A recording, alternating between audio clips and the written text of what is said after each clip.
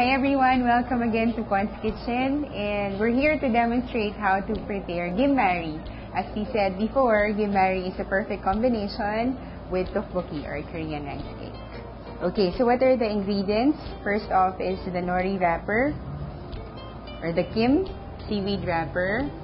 And then this one, the noodles, the potato noodles, we sauteed this with vegetables and pork ahead of time. So we just wrap them with nori wrapper. And for our coating, this is a combination of water, flour, and egg.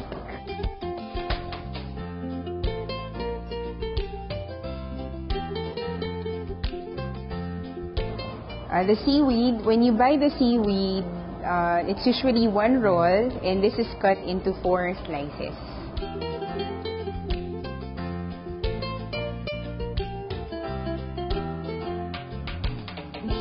This will also serve as our coating or breading before we fry it in very hot oil.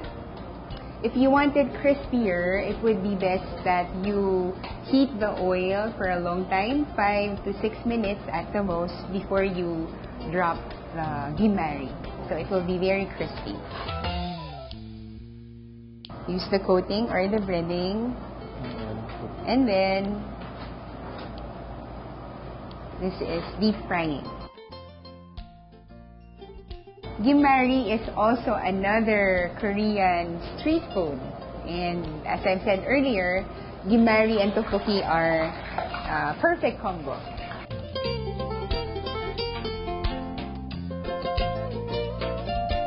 Again, this is very Korean, cutting the food using scissors. We cut them into 2.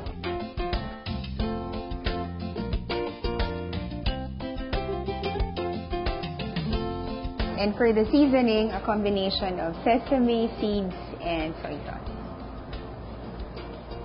And this is our finished product, Kimbari, a perfect combination with tteokbokki.